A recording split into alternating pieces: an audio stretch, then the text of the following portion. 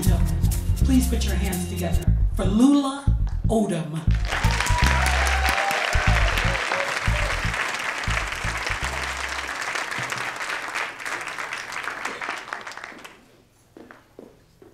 I'm from a small town in Mississippi. I'm 5 years old, it's in the 50s. And I'm excited because I'm going shopping with my mom. I need new shoes. We go to a nearby town, and I'm just ecstatic. She picks out Oxford red shoes. And of course, when you get new shoes, you get new white socks. I'm excited, looking at my new shoes, and I'm grinning and looking in the mirror, and all of a sudden I realize I gotta pee. Mom, I gotta pee. She goes to this white clerk and says to him, my little girl has to use the facility. Do you have one? He says to her, we got one, but we don't have one for niggas. I felt like I wanted the floor to open up and make me invisible. I didn't know I was a nigga. I had no idea. I'd never heard that word before. She hurriedly takes me out, try to find some place for me to go in between the building, somewhere just to give me some kind of privacy. Running between the buildings, and it's too late. I look down and my socks are pink all around the ankles. I had peed all over myself. I decided at that moment that I was going to be in control when I grew up for the rest of my life. All right. I would never feel less than ever again. I was going to take control.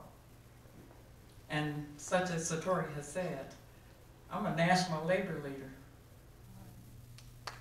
I manage a lot of things. I'm a national labor liaison and public policy director for an organization. Have been for a long time. This job in Cincinnati just helped put me in another level. I have 16 states that I have teams in. I set policy. They help me implement the goals and missions of the organization. I'm in control. Guess what? I got the keys to the restroom. I can use all the toilet tissue I want. And I can flush that bad boy anytime I get ready to. Fast forward, 18 months ago. I'm in the hospital. And I'm holding my brother in the top of his head. And I'm kissing him and I'm telling him how much I love him. He's leaving me. He's slipping away. You've been a great brother. He's the oldest. I've always followed him. Followed his lead because he was always so wise. I believed everything he told me because he was full of grace and wisdom. He was the national bishop of a religious organization. A lot of people came to him for advice. It was always great advice. I'm not in control of this. I can't do anything about it. Shortly after that, immediately actually, all hell broke loose. My dad started walking. He was admitted to rehab. He was diagnosed with Parkinson's and early stages of dementia. My background, some of it being nursing and environmental health, you don't come back from dementia. Okay, I lost my brother, and now this. Right after that, 6 months ago, another thing happened. Now, my parents have always been in good health. I mean, my mom is here. She's 88 years old. I'm sorry, years young. My dad is 89. And if God willing, and I know he is, they'll be married 71 years.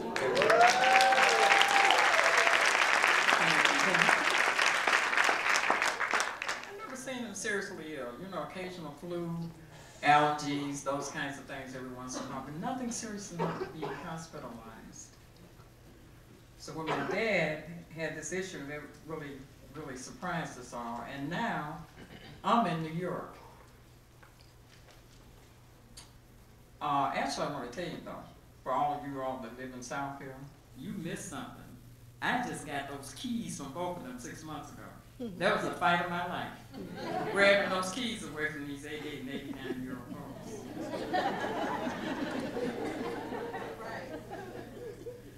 I'm in New York on business in September. I get a phone call from my sister-in-law telling me they had to take Mom to the hospital. I'm nervous. My adrenaline is just going, and you know, what's going to happen next? Am I going to lose her too? I've already lost my brother. What can happen next? I'm totally out of control of everything that's going on. It's just like a slippery slope, just sliding. So what happened? I just talked to her this morning. She was fine. So when I get a chance to talk to Mom, I said, "You okay?"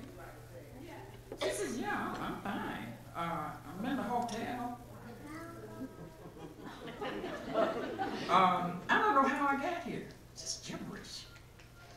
So I said, "No, Mom, you're not in the hotel. You're in the hospital." And she said to me, "Okay, well, my luggage is not here. I guess they're going to bring it in a minute." So I had to just leave that space. Okay? She was going to be okay, though. I knew she'd be okay. People can come back from that. While she was there, she got diagnosed with dementia.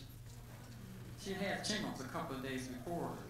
So a part of that shingles, she stopped eating and drinking. She ended up dehydrated. That's why she was going through all this gibberish. Okay, you have to drink water.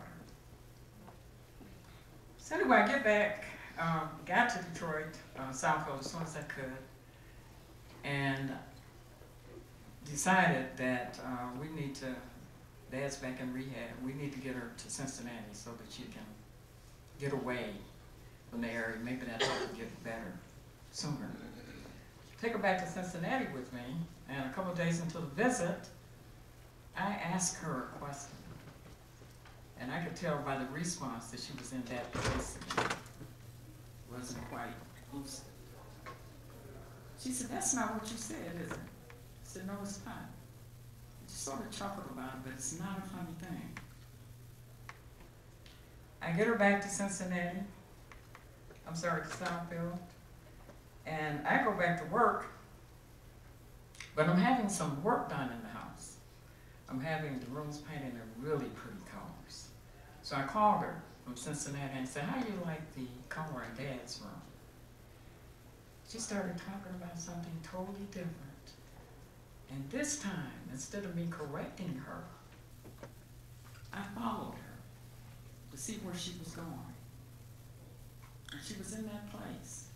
And I began to think to myself, what must she be feeling?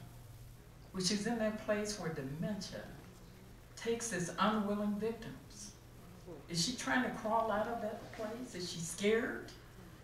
I don't have any control over this. What am I going to do? So I just sort of tell her, you know, we all forget stuff. Mom, it's okay. I try to comfort her. A couple other things happen, and I want my parents back. I want them back at a time when we were laughing and having fun. I want them both to be lucid and just engaged with the family. I don't want to go through this. Oh my goodness. It's a hard place to be.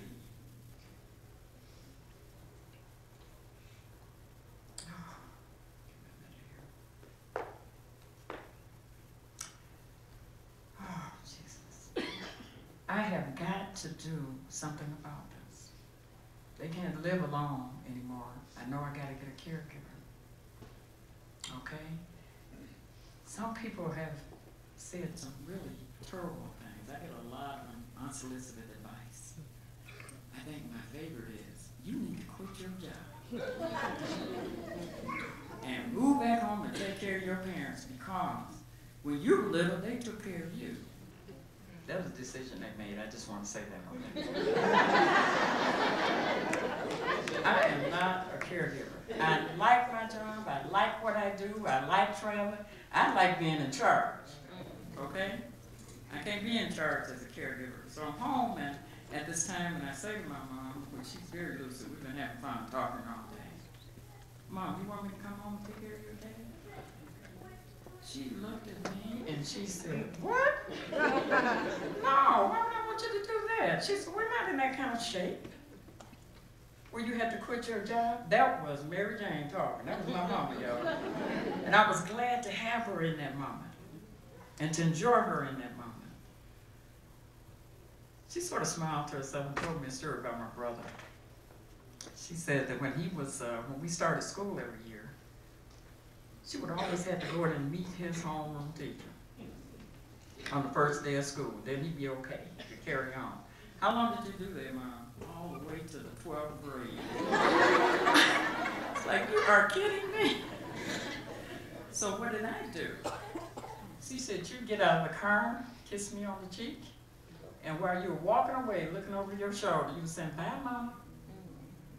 Always Miss Independent. Go on about your business. So now I'm thinking, if I could tell my brother now, he could see this, everything's going to be okay. My Aunt Verna has moved in on December 1st. That's my Aunt Verna right there. She has decided to move in and help me with my mom full time and takes a big load off of my heart. Okay, she's there, she had a need, Mom had a need, and I had a need. I do know this.